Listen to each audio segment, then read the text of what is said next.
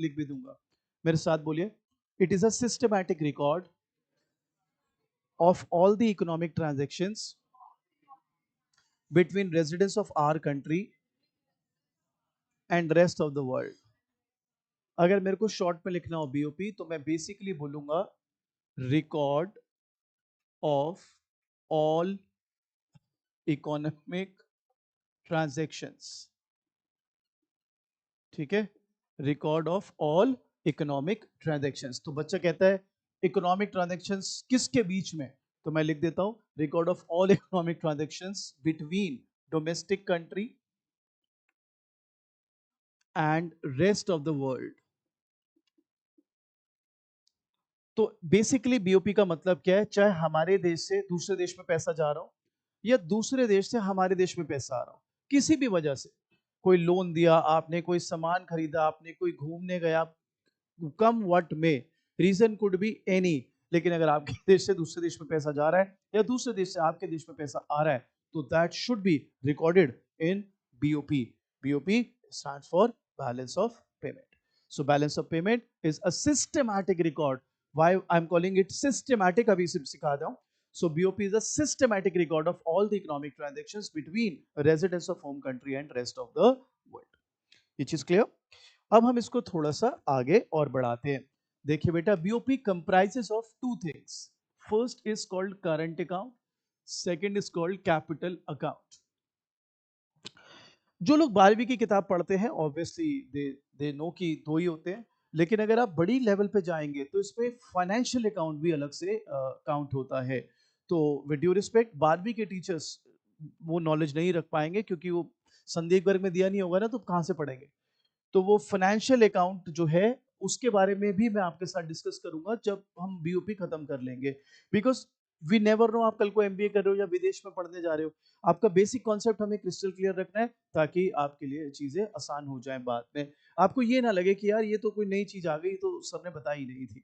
सो अभी के लिए current and capital account, but keep in mind there is one more account which is called financial account, जिसके बारे में हम बाद में आराम से बात करते हैं। अब आगे जी, BOP comprises of current account and capital account. देखिए बेटे, करंट अकाउंट के अंदर तीन चीजें आती, goods, services and transfer payments. कौन कौन सी आती है बेटा? Goods, services and transfer payments.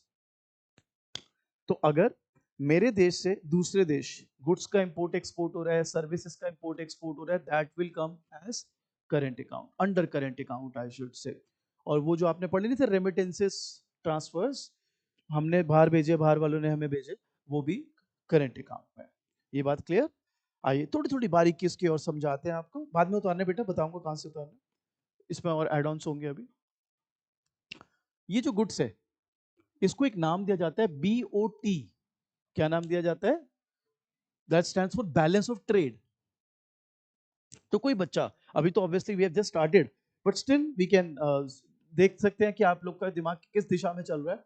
ये बताइए बीओटी और बीओपी में फुल फॉर्म है balance of payment and balance of trade, उसके अलावा कैन एनीबडी, तो सारे बच्चे यहां बैठे, can anybody tell me one basic difference between BOP and BOT, though we have just started. BOT में सिर्फ गुड्स आते हैं और बीओपी के अंदर current account plus capital account दोनों आते हैं, जबकि करंट में ही गुड्स के अलावा सर्विसेज और ट्रांसफर पेमेंट्स भी आ जाती हैं। Is that clear? श्योर हो? अब हम बात करते हैं कैपिटल अकाउंट की। वेल मेरे बच्चों, कैपिटल अकाउंट की अगर हम बात करें तो इसके अंदर आती हैं वो ट्रांजैक्शंस जो आपकी एसेट्स और लायबिलिटीज स्टेटस को अफेक्ट करें, जो आपके असेट्स और लायबिलिटीज स्टेटस को अफेक्ट करे। अब यहां पे बहुत बड़ा गैप है बिटवीन इंटरनेशनल जो रीडिंग्स है और जो हमारी इंडियन रीडिंग्स है। आप अगर बाहर की किताब पढ़ेंगे मैक्रो इकोनॉमिक्स की ओपन मॉडल पर, इसको ओपन मॉडल कहते हैं हम बड़ी क्लास में, तो वो लायबिलिटी टर्म यूज ही नहीं होती, वहां पर लायबिलिटी टर्म यूज नहीं होती, वहां सिर्फ क्या कहते हैं जो आपके किसको चेंज करे, एसेट स्टेटस को। दिस अ बिग होल यहां पर। लेकिन 12वीं क्लास में आप खाली असर लिखोगे, आपको बेवकूफ है ये, नंबर काट देगा आपका टीचर। संदीप वर्ग में नहीं लिखा था, वहां नहीं लिखा था, संदीप वर्ग ने खुद तो बीकॉम ऑनर्स कर रखी है भाई ने। तो भाई आप बात को समझो, विद ड्यू रिस्पेक्ट बढ़िया किताब है, सब कुछ किया है, लेकिन एक तो पागलपन की तरफ वो कर देना कि भैया उसमें जो लिखा है वही लिखो, ये सेंस से बाहर है मेरे। उसके बियॉन्ड सोचने को तैयार नहीं है लोग। वो लिटिल नॉलेज इज ब्लिस वाला हिसाब है। जब आप बड़ी क्लास में जाएंगे, चाहे वो यूनिवर्सिटी ऑफ हार्वर्ड हो, चाहे कैम्ब्रिज हो, जो भी बड़ी यूनिवर्सिटीज है, वहां की जो भी रीडिंग्स है, आप अगर उनके बढ़िया ऑथर्स की किताबें पढ़ेंगे, they don't use term liabilities, they just use the term assets. मेरा फर्ज है आपको बता देना, और साथ में मैं ये भी कर रहा हूं कि आप क्योंकि 12वीं कक्षा में हिंदुस्तान में पढ़ रहे हैं, तो आपको ये मिलेगा असेट्स और लायबिलिटीज स्टेटस। क्या मिलेगा? असेट्स और लायबिलिटी स्टेटस। ठीक है, तो हम will keep it like that. अब ये नहीं कि ये आ गया और अब मैं आपको बता रहा हूं। मैंने आपका जब बेस रखा था इस चैप्टर पर, बीओपी और फॉरेन एक्सचेंज रेट, मैंने तभी आपको बता दिया था। क्या बताया था? असेट्स का मतलब, ये जो एसेट्स है, इंप्लाइड है, इसका मतलब है फाइनेंशियल एसेट्स। क्या मतलब है इसका? Financial assets. अब एक बार बताओ, आपने मशीन इंपोर्ट करी, आपने यूएसए से मशीन इंपोर्ट करी, machinery, would you consider that as a part of a current account और capital account? Current account. Commerce का बच्चा क्या कहेगा? मशीनरी ओ असेट, कैपिटल अकाउंट। हो गया बेड़ा गर्क। यहाँ पे असेट नहीं है, यहाँ पे फाइनेंशियल असेट है। ये छोटी छोटी बारीकी है जो आपको पकड़ में लाएंगी टॉपिक। नहीं तो फिर किताब खोल के रट्टा लगा दो, कुछ समझ नहीं आएगा। रट्टा लगाने की है नहीं यहाँ पे खेल, यहाँ पे समझने का है। जहाँ रट्टा लगाने का होता है, बड़ा गंदा वाला रटवाते हैं आपको। कई बार बदनाम भी हो जाते लोग, भाई साहब वो याद करा देते हैं। अरे भाई, जैसा गाल वैसा तमाचा। जब समझाने का टॉपिक आएगा तो फिर वैसा समझाया जाएगा कि वो फिर इकोनॉमिक्स के बच्चे को टक्कर दे दो आप। जब याद करने की बारी आएगी तो ऐसा याद करेगा कि भाई टीचर को भी याद ना हो। तो जहां जैसी जरूरत है वैसे ही करना पड़ेगा ना, एक तरीके से थोड़ा ना चलेगी गाड़ी। जब ट्रैफिक है तो गाड़ी स्लो चलेगी, जब हाईवे है तो तेज चलेगी। ये थोड़ा ना मैं 30 की स्पीड में चलाता रहूंगा हमेशा गाड़ी। जैसी जरूरत है वैसे चलेगी गाड़ी। यहाँ पे समझाने वाला खेल होगा आज सारा। तो असेट्स मतलब फाइनेंशियल एसेट्स। ये बात क्लियर? तो अभी बिफोर हम आगे बढ़े, अब तक आपने क्या कर लिया? BOP comprises of current account and capital account. BOP की फुल फॉर्म क्या है? Balance of payment. It is a systematic record of all economic transactions between residents of home country and rest of the world. और इसके दो accounts हो गए, current account and capital. Current में क्या क्या गया? Goods services and transfer payments. Capital में आ गया असेट्स और लायबिलिटी स्टेटस। बच्चा कहता है इसका कोई एग्जांपल तो दे दो यार। अच्छा, अगर तुमने बाहर से नैस्डैक से, यूएसए के शेयर से, शेयर मार्केट से शेयर्स खरीदे, तो आप बताओ ये करंट अकाउंट में आएगा कि capital account? Capital, financial asset. Los Angeles में बंगलो लिया, स्विमिंग पूल वाला, आप बताइए करंट अकाउंट के capital account? Capital, financial asset. Financial कैसे सर? फाइनेंशियल कैसे? मैं देख सकता हूं मकान। अरे मकान तो देख सकता है, वो बंगलो इंडिया में थोड़ा ले आएगा उठा के। सिर्फ कागज पे ही तो तेरा क्लेम है ओनरशिप का, उठा के थोड़ा ना ले आएगा तू यहाँ पे उसको मेरे भाई। समझ गए बात? Sure everybody? सो अब तक हमने ये देख लिया। अब करंट अकाउंट में आते हैं goods services transfer payment. Goods, सिर्फ गुड्स की ट्रांजेक्शन को एक नाम दिया गया, क्या नाम दिया गया? BOT, balance of trade. यहां तक क्लियर? यहां तक क्लियर? अब आपने स्कूल में बड़ा सुना होगा autonomous item, accommodating item, below the line, above the line, और पता नहीं क्या क्या। सर इतना कॉम्प्लिकेट कर देते हैं चीज को। आपको कोई कॉम्प्लिकेट नहीं करना, आपको मैं इको ऑनर्स का एग्जांपल दूंगा। मुझे पता है बहुत सारे लोग कॉपी कर लेंगे ये, पर नकल के लिए भी अकल चाहिए। मेरा ये मानना है, नकल के लिए भी अकल चाहिए। मैं उसमें ऐसे ऐसे एलिमेंट छोड़ दूंगा कि वो अगर बच्चे पूछेगा तो वो फंस जाएगा। तो मेरे को पता है ना कौन सी चीज क्या कॉपी करेगा आदमी और कौन करेगा, ये भी हमको पता है, क्योंकि ऐसे ऐसे आ जाते हैं बच्चे बन के आ जाते हैं इको ऑनर्स में कि जी हम तो स्टूडेंट है, बाद में पता लगता है कोई रोणी का टीचर है, कोई कहीं का टीचर है। कितनी बार हो चुका है हमारे साथ। और हमें पता लग जाता है, उसके क्वेश्चंस के पूछने से पता लग जाता है कि ये तो स्टूडेंट है ही नहीं थी। बाद में पता चलता है तो रोणी को कोई कोचिंग सेंटर में पढ़ाता है, जिसको कुछ चीजें समझ नहीं आ रही थी तो यहाँ पे ट्यूशन लगा ली बच्चों के साथ और आगे पढ़ के निकल लिए। कोई बात नहीं भाई, मर्जी तुम्हारी। एनीवेज, आते हैं जिस पर वापस। अब मैं आपको थोड़े और बेसिक यहां पर क्लियर करता हूं। बेटा देखो, बीओपी करने के लिए ना बेसिक रूल समझना पड़ेगा इसका। Basic rule of BOP. अगर आपको बीओपी अच्छे से समझना है, पूरा उसको एक निपटा देना है मामला, तो एक बेसिक रूल समझना पड़ेगा बीओपी का। वो क्या है कि कोई भी पेमेंट अगर आप करोगे रेस्ट ऑफ द वर्ल्ड को, तो वो नेगेटिव या डेबिट आइटम मानी जाएगी। और कोई भी बाहर से अगर रिसीट आ गई, पैसे आ गए, तो वो पॉजिटिव या क्रेडिट आइटम मानी जाएगी? अगर आप पेमेंट करोगे तो वो क्या मानी जाएगी? Debit item. और अगर पैसा आ रहा है बाहर से तो वो क्या माना जाएगा? Credit item. क्लियर ये बात? श्योर हो? आइए अब हम आपको एक एग्जाम्पल से सारी चीज क्लियर करते हैं और फिर आपको उतारने का पूरा टाइम भी देंगे। ध्यान से समझना पड़ेगा ये एग्जाम्पल। तैयार है सब लोग? जिन जिन के भी स्कूल में बीओपी हो गया है, बीओपी फॉरेन एक्सचेंज रेट, तो टीचर बड़े जोर शोर से क्वेश्चन कराते हैं, difference between BOP and BOT. अरे बड़ा इंपॉर्टेंट है, बड़ा इंपॉर्टेंट है, नो डाउट है भी। तो उसमें एक पॉइंट आप आगे पढ़ोगे और टीचर आपको किताबों में से पढ़ के बोलेंगे कि BOP always remain in equilibrium, BOP always remain in. और फिर autonomous item, accommodating item, official reserve transaction, 10 चीजें, वो सारे का सारा जो भी मसाला है एक ही बारी में मैं आपको करा रहा हूं। आप बस ये सोचिएगा कि आप प्रैक्टिकल वे में उसको पकड़ें, टेक्निकलिटी में ना जाए, टर्म्स में, मतलब आप बस नॉर्मल सोचिए कि अच्छा ऐसे ऐसे ऐसे ऐसे, आपको सारी टर्म्स वैसे ही क्लियर हो जाएंगी। क्या चीजें बताता हूँ। तो आइए एक ट्रांजैक्शन लेते हैं, जैसे मैंने बताया मेरी ओरिजिनल ट्रांजैक्शन नहीं है, मैं इको ऑनर्स से कॉपी कर रहा हूँ सेकंड सेम से। वो एंट्री क्या है? एंट्री है इंपोर्ट ऑफ अ मशीनरी $10,000। मैंने सपोज अमेरिका से सॉरी यूएसए से $10,000 की मशीनरी खरीदी है। तो अब आप बताओ, पहली बात, क्या इसको बीओपी में जगह दोगे आप? Will it be considered as a BOP transaction? Why? Account पे अकाउंट छोड़ो, किस में आएगा वो तो मैंने पूछा ही नहीं। मुझे बताओ बीओपी में क्यों आ रहा है? ये बीओपी की ट्रांजेक्शन कैसे हो गई? बिकॉज इसमें भाई साहब कंट्रीज इन्वॉल्व है। आप कहां से उठा रहे हो माल? दूसरी कंट्री से। जब भी आप दूसरी कंट्री के साथ इन्वॉल्व करोगे पैसे का कुछ भी लेन देन, तो वो किस में आ जाएगा? बीओपी। ये बात क्लियर? अब वो बाद में हम पूछेंगे आपसे भी क्या इसका इंपैक्ट है, कहां जाएगा, किधर जाएगा, वो बात की बात है। तो बीओपी में क्यों आ गया? क्योंकि हमने बाहर से लिए। अब जस्ट इमेजिन, मैं दिल्ली में रहता हूं, मैंने यूएसए से मशीन खरीदी है, ठीक है, तो ये किस में आ गई? बीओपी। सपोज मैं दिल्ली में रहता हूं, मैंने ना बिहार से मशीन मंगवाई, तो आएगी बीओपी में। क्यों भाई? कंट्री टू कंट्री आएगा बीओपी। समझ गए बात? मगर सर मशीन तो खरीदी है ना सर, मशीन तो हमने ली है ना। अरे तो नेशनल इनकम में लियो ना भाई, रो क्यों रहा है? बीओपी में नहीं आएगा। समझ गए बात? जो जहां की कैटेगरी में है उसके लिए वहीं पे उसको फिट करोगे ना यार। क्लियर है बात? चलो, अब आपने मशीनरी इंपोर्ट कर ली है जी, ठीक है, ध्यान से समझना, खेल बड़ा इंटरेस्टिंग है।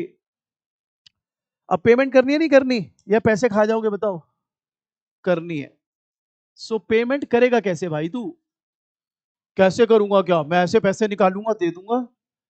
इतना आसान नहीं है भाई। कैसे पेमेंट करेगा वो समझ पहले। पहला तरीका क्या है इसको पे करने का? पहला तरीका है मेरे बच्चे, selling an asset, personal asset minded,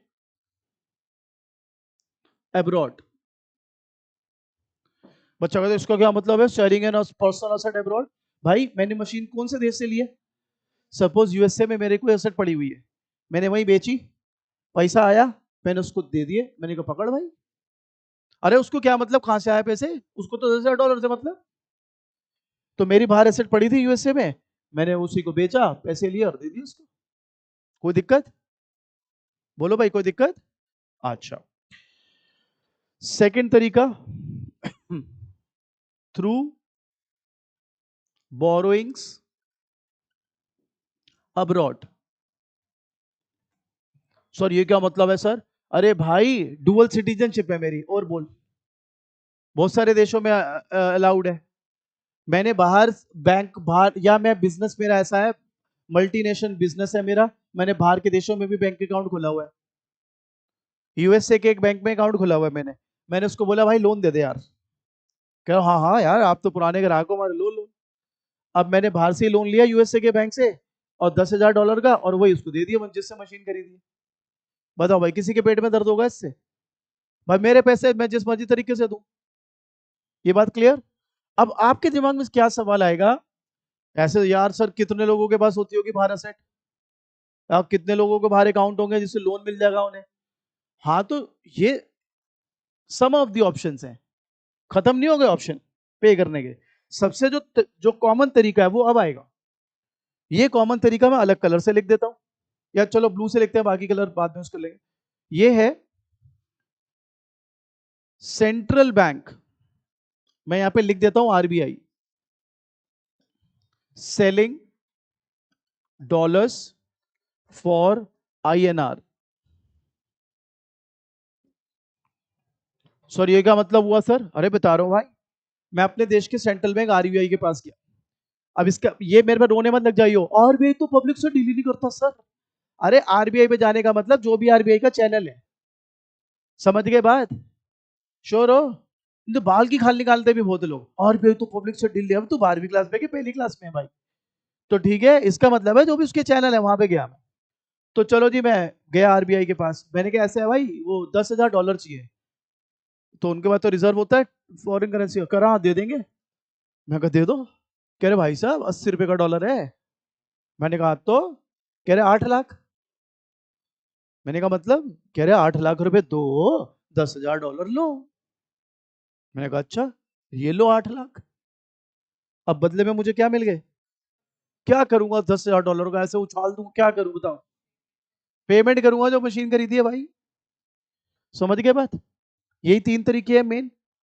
गोरे को पेमेंट करनी है ना $10,000 की, चाहे बाहर असेट बेच ले अपनी, चाहे बाहर से लोन ले ले, चाहे अपने आरबीआई से जाके करेंसी उठा ले उसकी फॉरेन करेंसी, बदले में अपनी डोमेस्टिक करेंसी उसको दे दे, और वो पैसा चुकता में लगा दे, चुकता करने में मशीन जो खरीदी है।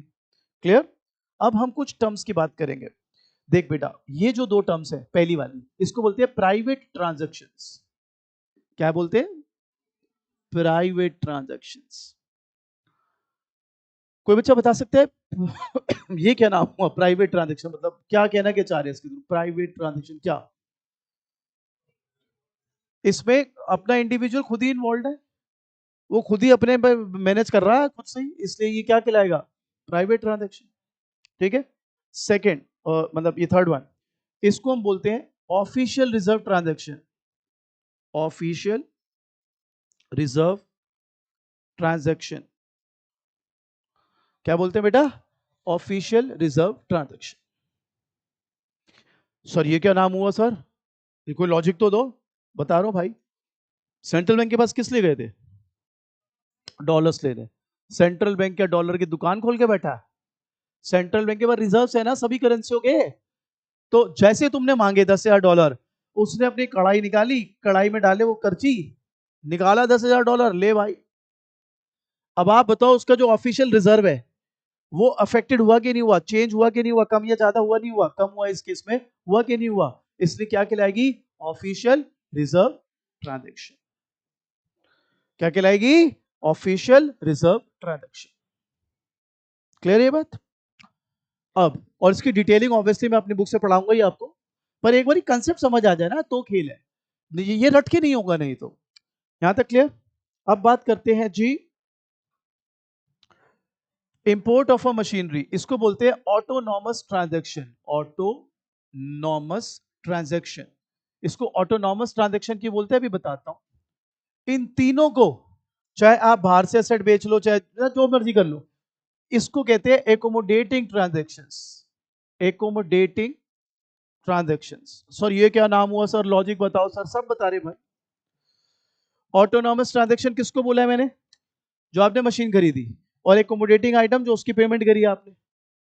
ठीक है, आप क्या रट्टा लगाने शुरू कर दोगे, वो बिलो द लाइन है, अबव द लाइन है, ये वहां, अरे भाई मतलब तो समझ ले पहले, कहां भागे जा रहा है? पहले समझ तो सही क्या है ये। ऑटोनॉमस ट्रांजैक्शन को ऑटोनॉमस ट्रांजैक्शन इसलिए कहते हैं because it is independent, it is autonomous of the BOP status.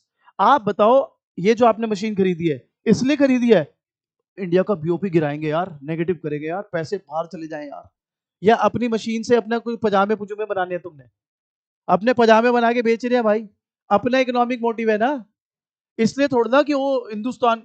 एक बार बताओ, जब तुम कुल्फी खाते हो इसलिए खाते हो भाई गरीब की इनकम बढ़ानी है यार, अबे तेरे को चटोरा है, तेरे को मजे लेने हैं, जीप कर रही है तेरी।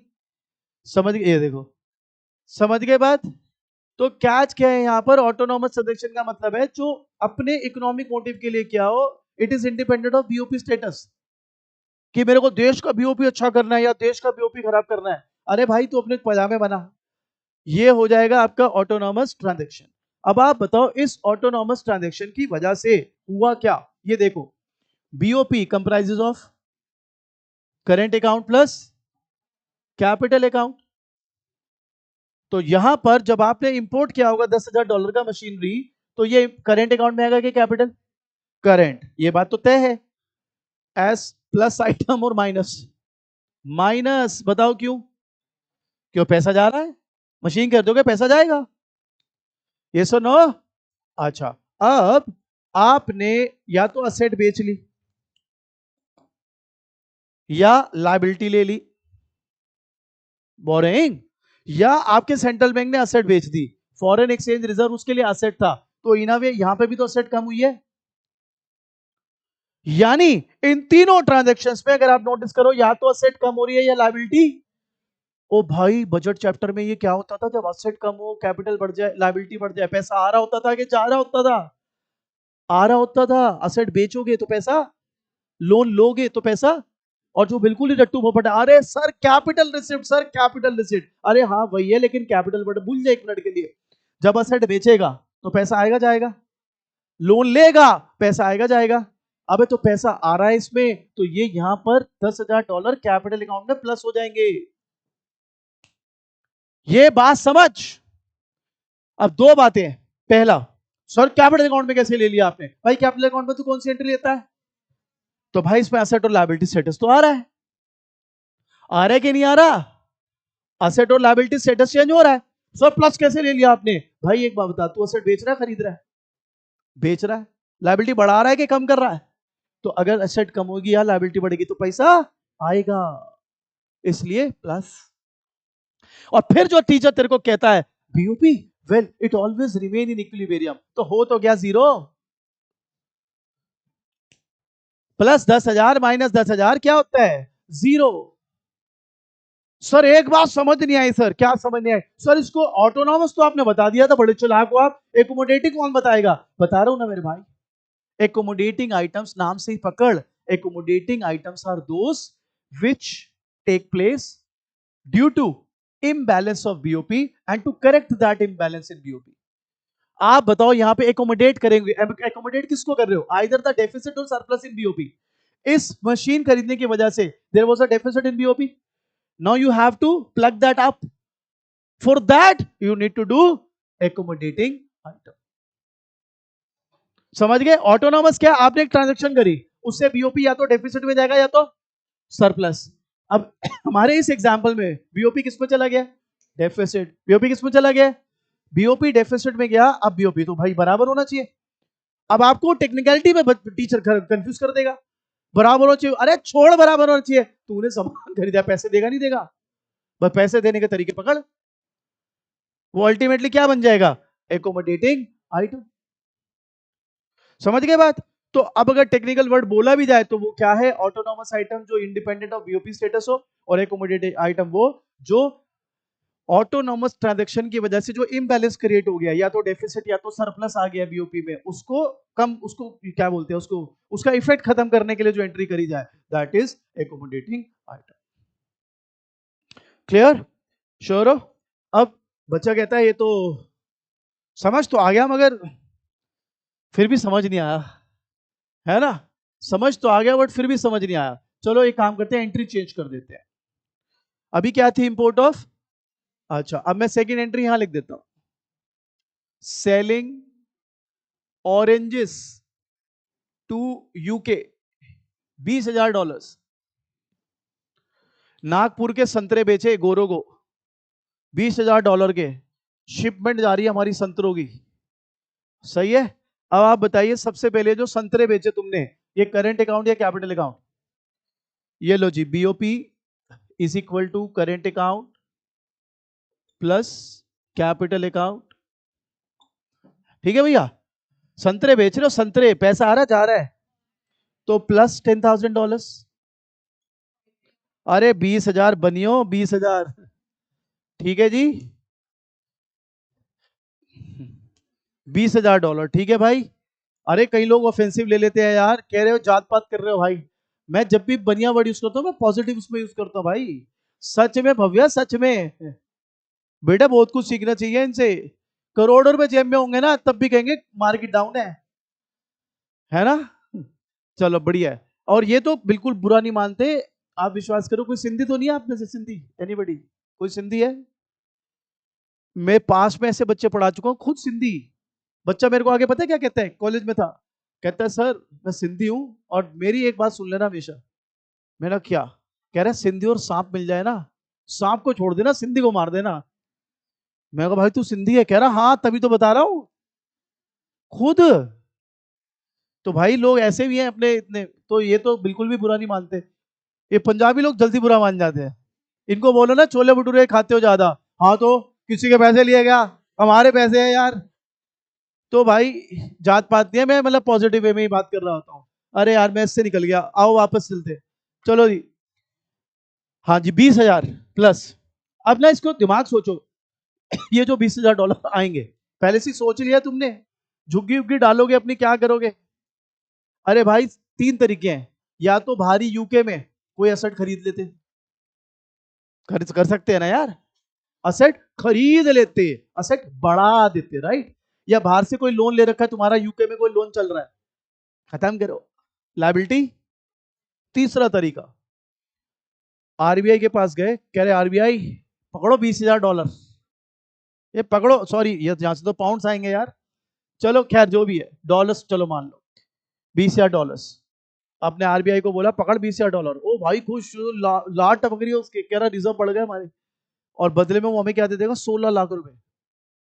अब 16 लाख रुपए तुम्हारी जेब में आ गए हैं, जाओ खेती बाड़ी में जो भी करना है करो। अब आरबीआई क्या करेगी बताओ, ऑफिशियल रिजर्व बढ़ गया, ऑफिशियल रिजर्व बढ़ने का मतलब क्या, असेट बढ़ गया कि लायबिलिटी? तो अब क्या हुआ, अब या तो असेट बढ़ रही है या लायबिलिटी कम हो रही है। असेट बढ़ती है तो पैसा आता है जाता है, जाता है जाता है जाता है। लायबिलिटी कम होती है तो पैसा आता है कि जाता है, जाता है। लायबिलिटी कम हो गई है, पेमेंट हो गई है, पैसा गया, तो ये क्या हो जाएगा, माइनस। तो बीओपी क्या आ गया, जीरो, हमेशा बराबर होगा। और आप तो बहुत छोटे हो, एक ऑनर्स के बच्चे, ओए सर समझ नहीं आया सर, बड़ा मुश्किल है सर, दोबारा कराओ। आप तो फिर भी बहुत अच्छा रिसीव कर गए हो, हमें ऐसे ऐसे झेलने पड़ जाते हैं, क्या बताएं आपको। कह रहे जी समझ नहीं आया एग्जाम्पल है, भाई तू कोटा पे आया क्या, समझ नहीं आ रहा तेरे को, बस 100 नंबर आ रखे हैं को में, भाई कैसे आ गए। तो इसको बढ़िया से करते, लेकिन अभी भी आप में से इस जनता में भी बहुत होंगे, हमारा पार्थ भाई है, कह रहा समझ तो आ गया लेकिन थोड़ा और करा दो। तो अभी जब मैं अलग अलग टॉपिक को रटवाऊंगा आपको, रटने में तो मजा आता है हमको, तो फिर और बेहतर हो जाएगा। तो जिसको समझ आ जाए बहुत बढ़िया, नहीं तो याद तो कर ही ले, आप मैथ से याद कर ले तो ये है क्या है, कुछ भी नहीं है तो। ठीक है जी, चलो जी पहले ये उतार लो, फिर आगे बुक शुरू करते हैं।